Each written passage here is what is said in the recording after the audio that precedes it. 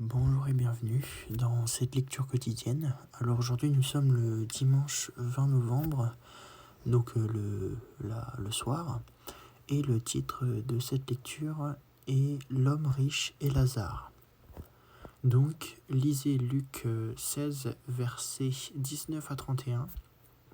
Pourquoi cette histoire n'est-elle pas une description littérale de l'au-delà? Donc je vous laisse répondre à cette question dans les commentaires si vous en avez envie. Certains érudits suggèrent que Luc 16, versets 19 à 31 devrait être interprété littéralement, c'est-à-dire comme décrivant l'état des morts. Mais ce point de vue conduirait à plusieurs conclusions non bibliques et contredirait bon nombre des passages que nous avons déjà examinés. Tout d'abord, nous devrions admettre que le ciel et l'enfer sont assez proches pour permettre une conversation entre les habitants des deux endroits. Nous devrions aussi supposer que, dans l'au-delà, alors que le corps repose dans la tombe, il reste une forme consciente de l'âme spirituelle avec des yeux, un doigt, une langue et qui ressent même la soif. Si ce passage était une description de l'état humain à la mort, alors le ciel ne serait certainement pas un lieu de joie et de bonheur parce que les rachetés pourraient suivre de près les souffrances sans fin de leurs proches perdus et même dialoguer avec eux.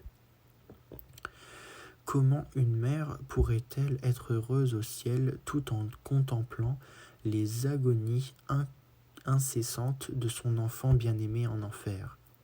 Dans un tel contexte, il serait pratiquement impossible que la promesse de Dieu de ne plus avoir de chagrin, de pleurs et de douleurs s'accomplisse.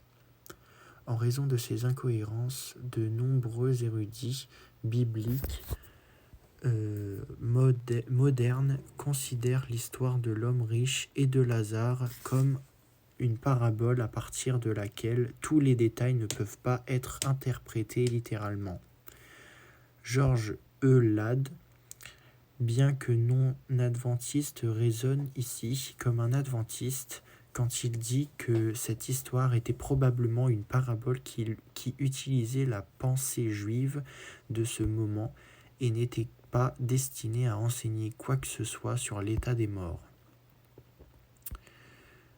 Ensuite, la parabole de l'homme riche et de Lazare présente un contraste frappant entre un homme riche, bien habillé, et un certain mendiant pauvre nommé Lazare, qui était couché à sa porte, couvert d'ulcères. Le récit enseigne que 1. Le statut et la reconnaissance sociale dans le présent ne sont pas les critères de la récompense future, et 2. La destinée éternelle de chaque personne est décidée dans cette vie et ne peut être inversée dans l'au-delà.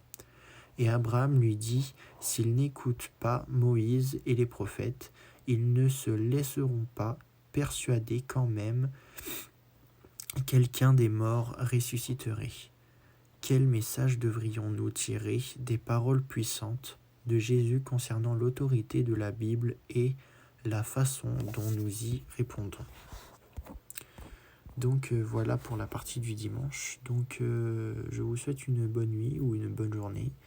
N'hésitez pas à partager cette vidéo avec vos proches et à continuer l'école du sabbat si vous le voulez.